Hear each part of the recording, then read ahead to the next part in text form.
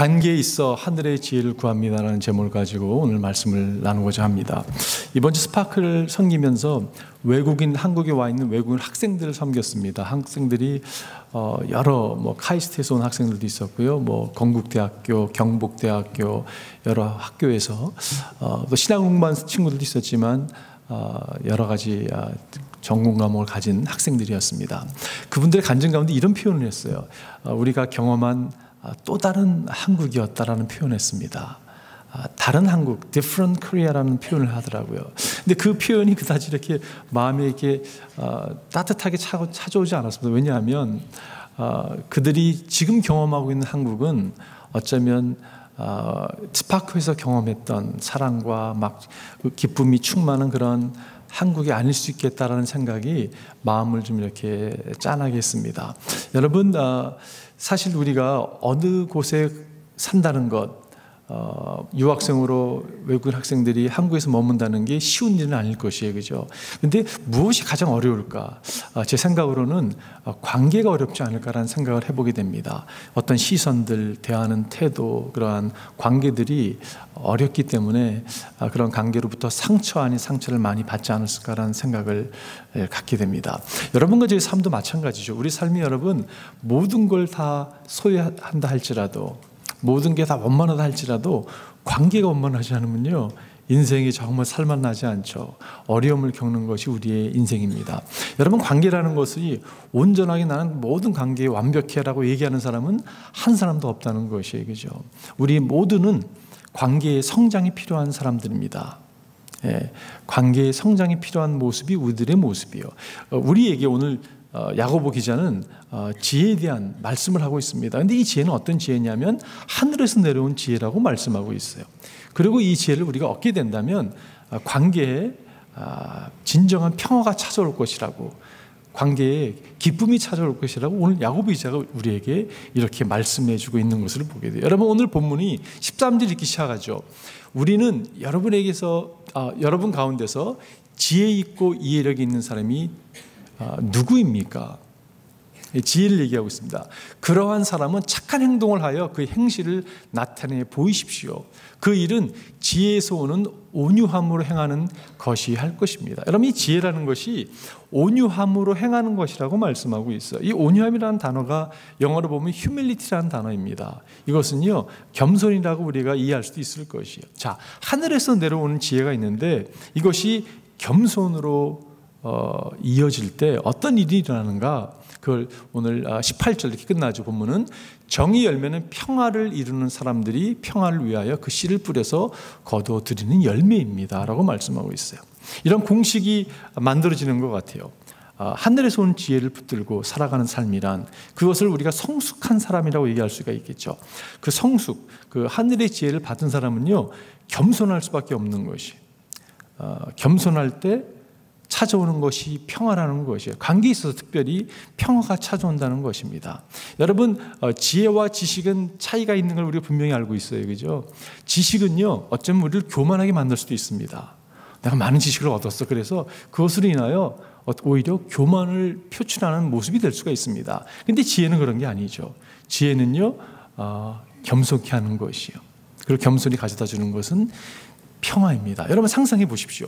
우리의 관계가 평화가 찾아오는 것이에요. 우리의 부부 관계가, 자녀와의 관계가, 부모님과의 관계가, 성도 가운데 관계가, 직장에서의 모든 관계에 여러분 평화가 찾아온다고 생각해 보십시오. 살만 나겠죠, 그죠?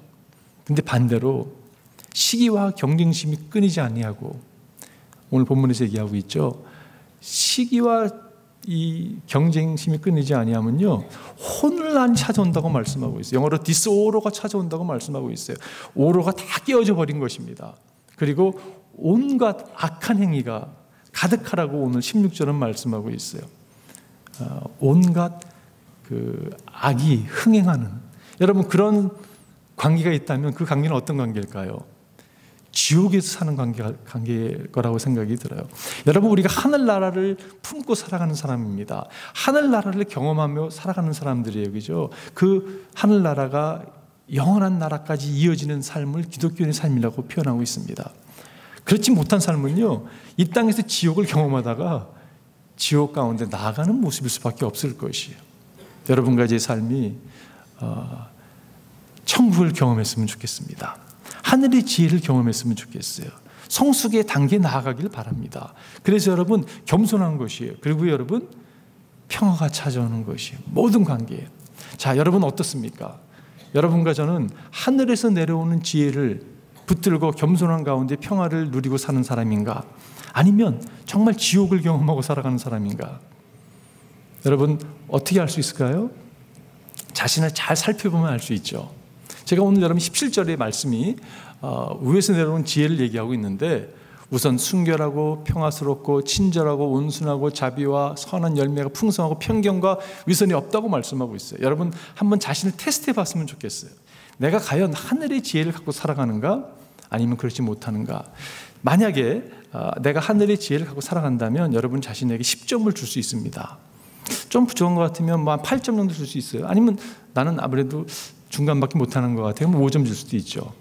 난 영 아니야 그러면요 1점이나 2점 줄 수도 있을 것 같아요. 그런 점수를 한번 여러분 매겨보시기 바라요. 제가 오늘 포인트가 많은데 한번 점수를 매겨보시기 바랍니다. 첫 번째는요, 지혜로운 사람은요 순결한 사람입니다. 지혜로운 사람은 순결한 사람입니다. A wise person is a person of purity. 오늘 본문이 그렇게 말씀하고 있죠. 순결하고 라고 말씀하고, 순결하고.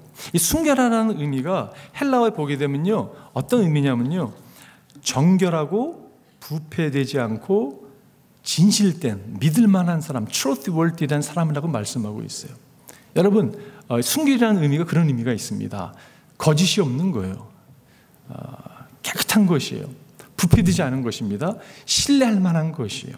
이 같은 단어를 요한 기자가 이렇게 사용하고 있습니다. 요한 1서에 보게 되면 그에게 이런 소망을 두는 사람은 누구나 그가 깨끗하신 것과 같이 자기를 깨끗하게 합니다. 예수님을 가리키면서 어떻게 보면 그렇게 말씀하고 있어요. 이것은 거짓이 없는 그러한 모습입니다. 여러분 어떻습니까? 점수를 매기니까 몇 점이 나오세요? 나는 정말 입술에 마음에 거짓이 없는가? 그 거짓말 탐지기를 만든 닥터 킬러라는 분이 계십니다. 그분이 2만 5천 명 사람을 갖다가 이 거짓말 탐지기를 만들어서 계속 이렇게 실험을 해봤어요. 이분의 결론이 나왔습니다. 사람들은 대부분 정직하지 못하다. 그 결론이에요. 여러분 어떻습니까? 우리는 하늘의 지혜를 받고 살아가는 사람인가? 아니면 내 입술에 거짓으로 가득한가? 여러분 진실하지 않으면, 신뢰할 만하지 않으면요 관계가 깨어질 수밖에 없죠. 관계 어떻게 풍성함이, 평화가 찾아올 수 있겠습니까? 잠언이 이렇게 말씀하고 있어요. 흠 없이 살면 앞길이 평안하지만 그릇되게 살면 마침내 드러나게 된다. 모든 거짓은요 마침내 드러날 수밖에 없습니다. 불안한 삶을 살 수밖에 없는 거죠. 나의 점수는 무엇인가 한번 여러분 생각해 보시기 바라요. 자, 두 번째는요, 지혜로운 사람은 평화를 사랑하는 사람입니다. A wise person is a person of peace loving.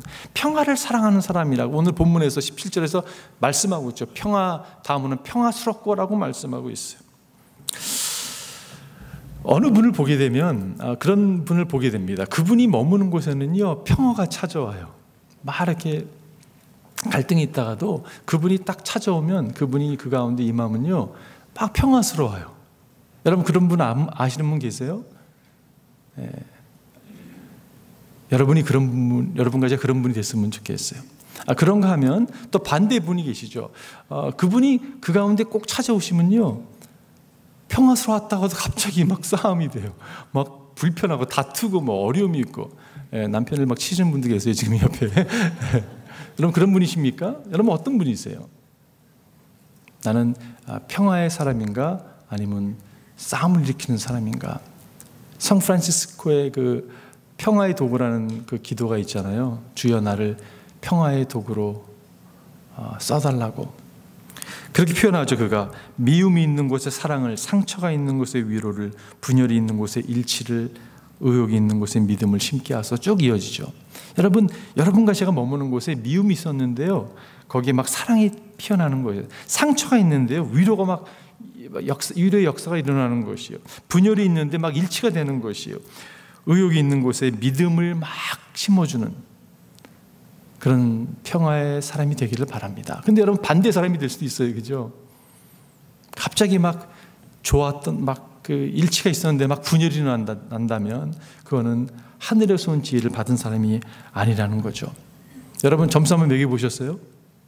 매겨보셨죠? 속으로 생각하셔도 되고 여러분 그거 적어놓으셔도 좋지만 적어놓으면 옆에 사람이 보니까 속으로 계산해도 좋을 것 같아요. 잠언에 보면 다툼을 멀리하는 것이 자랑스러운 일인데도 어리석은 사람은 누구나 쉽게 다툰다. 여러분 같이 어리석은 사람이 되지 않기를 바랍니다. 세 번째는요, 지혜로운 사람은 친절한 사람이에요. A wise person is a person of consideration. consideration이라는 단어를 사용하고 있어요. 야고보 기자가 친절하고라고 표현하고 있습니다. 친절하고. 이 친절이라는 단어의 뜻이 어떤 뜻이냐면요, 다른 사람들의 감정에 민감한 사람이에요. 다른 사람과 동의하지 않을 수도 있습니다, 여러분. 다른 사람이 얘기하는데 나랑 좀 다른 얘기를 해요. 다른 얘기를 하기 때문에 틀렸다고 얘기하는 게 아니라 다르구나. 동의할 수는 없지만 그 사람의 감정에 대해서 여러분 민감한 사람이에요.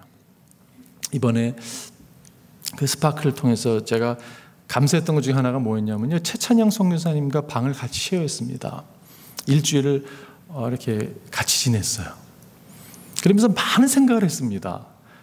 최찬양 박사님이 밤에 잠꼬대 하시는 모습 보면서도 마음이 좀 안타까움도 있었고요. 근데 최 박사님과 일주일 생활을 하면서 제가 이전에도 알았지만 더 깨닫게 된 게 뭐냐면 최찬양 선교사님은요, 다른 사람을 향한 그 배려심이 몸에 배신 분이세요. 평생을 그렇게 사셨던 분이십니다. 제가 설교하면서 화장실 얘기해서 죄송하지만 화장실을 쓰는데 이렇게 늘 다음 사람이 쓸 것을 늘 배려하고, 여러분 토일렛을 이렇게 쓰면 이렇게 내려놓잖아요, 그죠? 자꾸 내려놓으시더라고. 남자 둘이 쓰는데.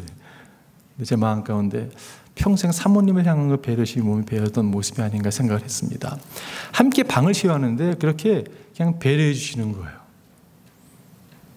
막내 아들보다 어린 저를 배려해 주시는 모습에 제가 다시 한번 감동을 받았습니다. 하늘에서 지혜를 받은 사람의 모습은 저런 모습이구나. 다른 사람의 이 감정에 굉장히 민감한 것이. 여러분 최치영 선교사님이 스파크를 처음 참여하셨습니다. 저희들에게 말씀도 전해주고 했는데요, 스파크 여러분 그 영상에서 보셨지만 막 조명이 막 이렇게 막 그걸 처음 보신 거예요. 막 조명이 라이팅이 막 왔다 갔다 하고 막 춤을 추고 그러는 게 너무 놀라우신 거죠.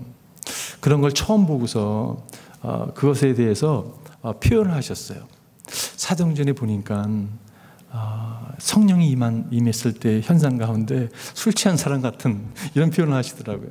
근데 여러분 그 표현이 참 따뜻한 분이세요. 그 말이 얼마나 따뜻하게 다가오는 말인지 모르겠습니다.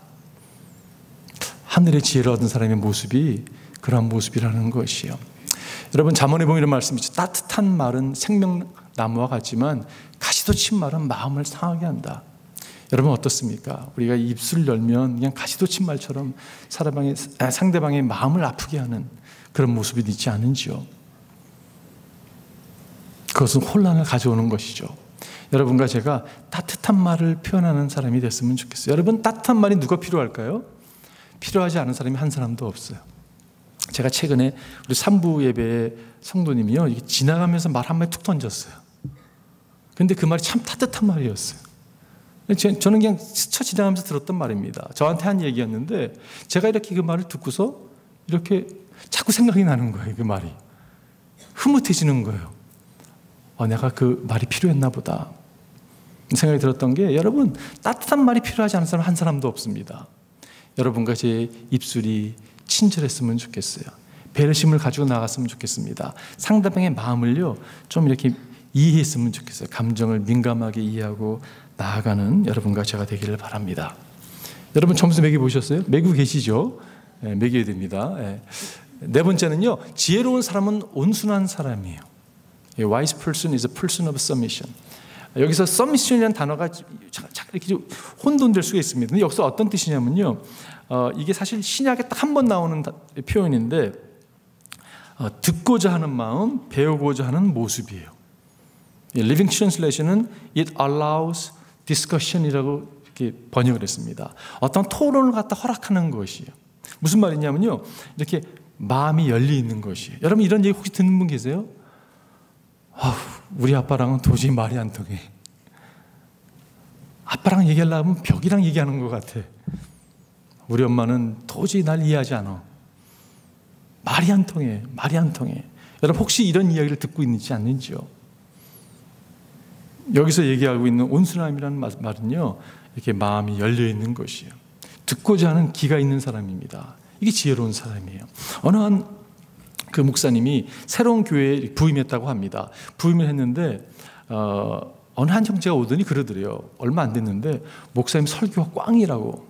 여러분 목사는요 그런 얘기 들으면 속상하거든요. 그래서 목사님이 근데 지혜로운 분이라서 마음을 열고 무엇이 잘못된 거냐고 내가 좀 수정하겠노라고 이런 열린 분이셨어요. 이분이 어떻게 보면 온순한 분이죠.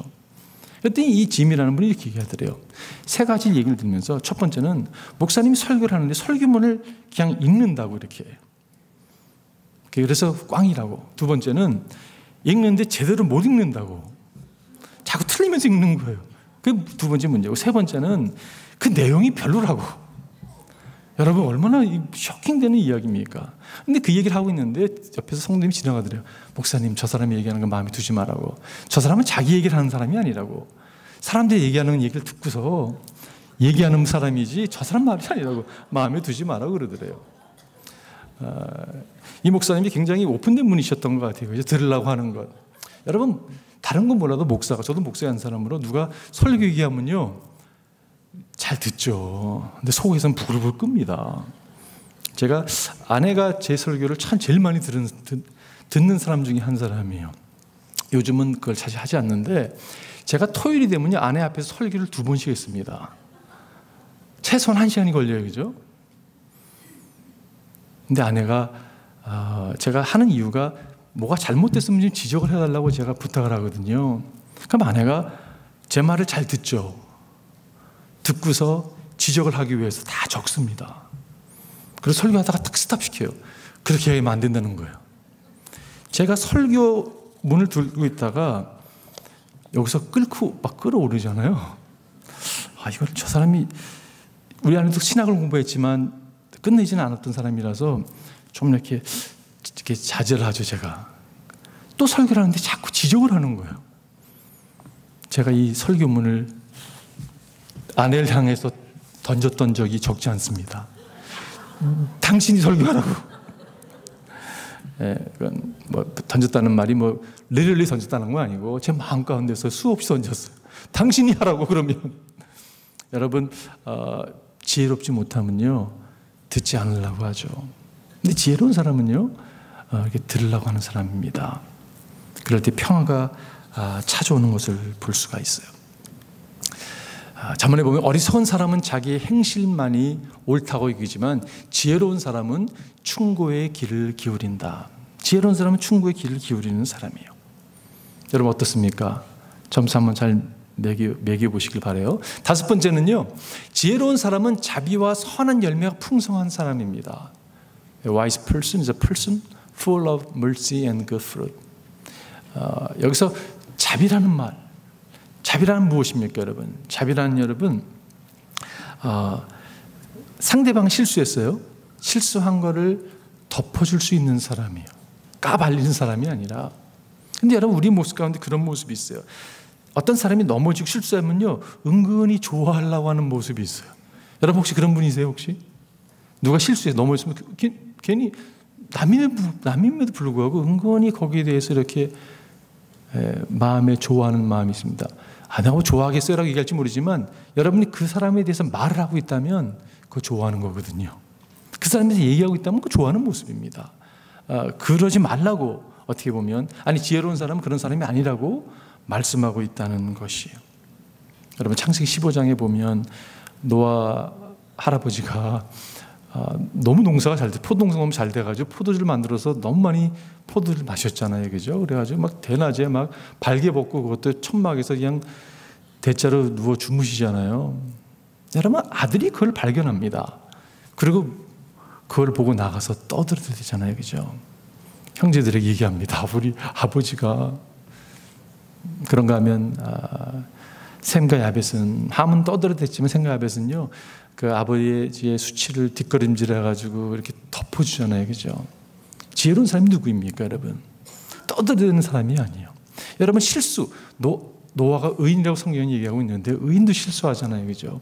그 실수한 걸 막 떠드는 사람이 지혜로운 사람이 아니에요. 그 사람은 분열하는 사람이고요, 세상의 지혜를 갖고 살아가는 사람일 것입니다. 하늘의 지혜를 받은 사람은 덮어주는 사람이에요. 모든 사람이 실수합니다, 여러분. 덮어주십시오. 아내가 실수하죠. 남편이 실수하죠.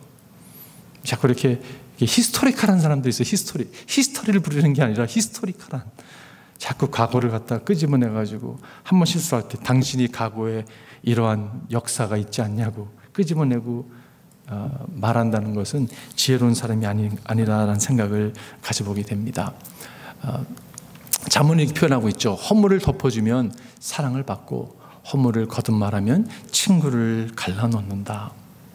관계에 있어가지고 허물을 덮어주는 여러분과 제가 되기를 바랍니다. 마지막 6번째는요, 지혜로운 사람은 편견과 위선이 없는 사람입니다. 편견과 위선이라고 하는 단어, 이게 여러분 사실 헬라어로 보게 되면 비슷한 표현이에요. 사실 이 단어랑 비슷한데 이게 히포크리시라고 하는 그 단어와 이 발음이 비슷합니다. 여러분 헬라 시대 때 그 히포크리시라고 하는 게 어떤 뜻이, 우리가 히포크리 그러면 위선자라고 얘기하잖아요. 근데 히포크리시가 무엇이었냐면 연극하는 사람들이 가면을 쓰는 것을 향해서 히포크리시라고 얘기했습니다. 근데 연극 배우가요, 한 역을 맡는 게 아니라 여러 역을 맡아서 일을 했어요. 그러니까 A라는 역을 맡아가지고 막 마스크를 쓰고 막 이렇게 연극을 하다가 B라는 마스크를 또 쓰고 막 연극을 하는 거예요. 그걸 가리켜서 히포크리시라고 얘기했습니다. 야고보 기자가 얘기하는 게 뭐냐면 그렇게 가면을 쓰지 말라는 말씀이에요.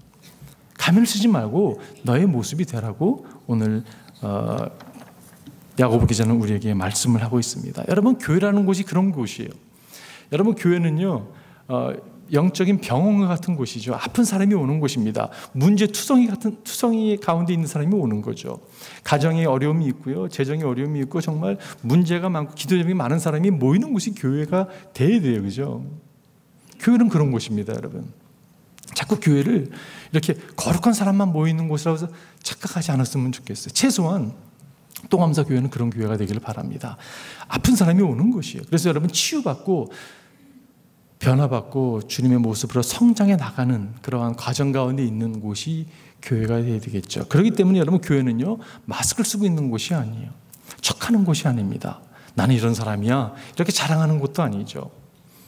누가 여러분 척하는 걸 잘할까요? 제일 교회에서 특별히 열심으로 주를 섬긴다고 하는 사람들, 특별히 목사가 제일 잘하죠. 그죠? 척하는 것. 여러분, 척한다고 해가지고 사람들이 속을까요? 전혀 안 속죠. 그죠? 어쩌면 나만 모르고 다 알고 있어요. 여러분, 척하지 마십시오. 척하지 않아도 다 알기 때문에 오히려 우리의 솔직한 모습을 이렇게 고백하는 게 얼마나 중요한지 모르겠어요. 이번에 그 이한영 교수님, 그 엑스에서 구약을 가르치는 그 교수님이 강사로 오셨습니다. 그 교수님과 교제하면서 뵐 때마다 참 많이 은혜를 받아요. 근데 이런 얘기를 하시더라고요. 당신이 강의를 하면 주중에 10시까지 강의를 하는 거예요. 밤늦게까지요. 그런데 수원에 있는 대형 교회에서 그 특별 새벽 기도를 초대를 한 겁니다. 그러니까 이제 늦게까지 해서 목, 금, 토 3일 1년에 가장 큰 행사 가운데 하나가 그 새벽 기도인데, 특별 새벽 기도인데 강사로 이분이 나선 거예요. 밤 10시에 여러분 강의를 끝나고 집에 돌아가서 자고 그 수원까지 가려면요, 한 2-3시간 정도 잠을 못 주무시는 거예요. 근데 목요일 날 잘 인도했습니다. 금요일 날 잘 인도했습니다. 근데 금요일 밤이 되니까 너무 피곤하더라고요. 내일은 이제 집회의 마지막 날이기 때문에 온 가족이 다 모여서 막 더 몇천 명이 모여서 기도하는 거예요. 그러니까 목사님이 더 이제 하나님의 지혜를 구하는 수밖에 없는 거죠. 그래서 이렇게 기도를 드렸다고 합니다. 하나님, 제가 잠을 3시간밖에 못 잘 것 같은데 눈을 뜨는 순간 하나님께서 주시는 힘으로 내일 집회를 잘 감당케 해달라고.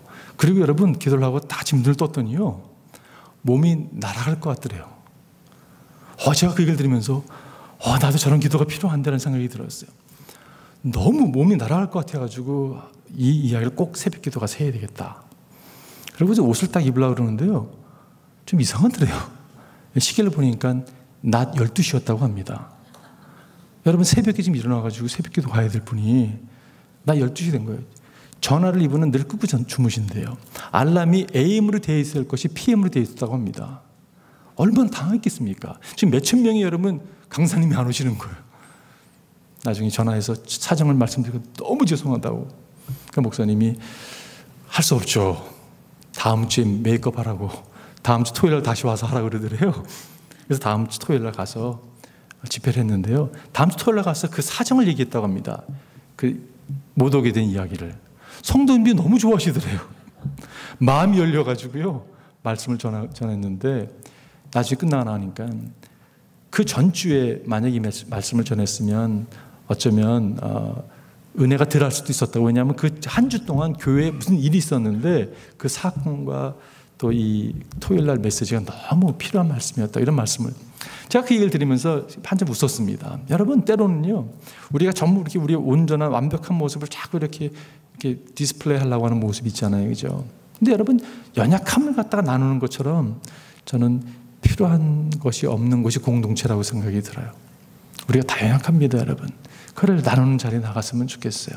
그게 받아들임 바 되는 것, 그것이 공동체잖아요, 그죠? 지혜로운 사람은 그런 사람이라는 것이요. 잠언에 이렇게 말씀하고 있죠. 자기 죄를 숨기는 사람은 잘 되지 못하지만 죄를 자백하고 그것을 끊어버리는 사람은 불쌍히 여김을 받는다. 자, 여러분 지금 결론 내릴게요. 여러분 점수 어떻게 나오셨어요? 빵점 있어요? 아무리 봐도 나는 지혜롭지 않아. 여러분 그렇게 생각하는 분이 적지 않게 있을 거라고 저도 생각합니다. 저를 포함해서. 근데 여러분 괜찮습니다. 왜 괜찮냐면요, 이 말씀 때문에 괜찮아요. 여러분 가운데 누구든지 지혜가 부족하거든, 내가 부족합니다 주님, 모든 사람에게 아낌없이 주시고 나무라지 않으시 하나님께 구하십시오. 그래야만 받을 것입니다. 여러분 구할 때 받는다고 말씀하고 있어요. 지혜가 부족하십니까? 여러분 하늘에서 온 지혜가 부족하세요? 구하면 되는 거예요. 구할 때 여러분 하나님이 약속하신다고 말씀하셨어요, 그죠? 우리가 구하는 것이요. 여러분 그 지혜가 어디에 있습니까? 지혜가요 그리스도 안에 있습니다. 그리스도 안에 있는 모든 지혜와 지식의 보화가 감춰져 있습니다. 여러분 지식은요 주위를 돌아보면 얻을 수 있는 게 지식이에요.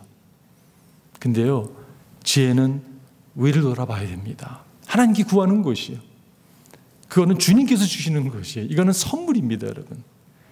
이게 선물이에요. 여러분과 제가 하늘에서 주시는 선물을 우리가 지혜를 선물로 받기를 원해요. 제가 요즘에 그 관계에 대한, 사랑의 관계에 대해서 좀 묵상을 많이 했는데 지난주에 잠시 얘기했지만 다시 반복해서 여러분 말씀드릴게요. 이런 겁니다. 모든 관계, 특별히 깊은 관계를 잘 유지하기 위해서는요, 관계의 시작이 제가 읽은 책에서 저자를 이렇게 합니다. 어트랙션이 있어야 된다는 거예요. 어트랙션. 이렇게 호감이 갈 때 그 사람께 가서 여러분 함께 시간을 보내는 거예요. 그러면 연민이 생기는 거예요. 연민이 이렇게 함께 보내요. 그러다 보면요 함께 막 플레이하는 거예요. 함께 막 즐길 수 있는 거예요.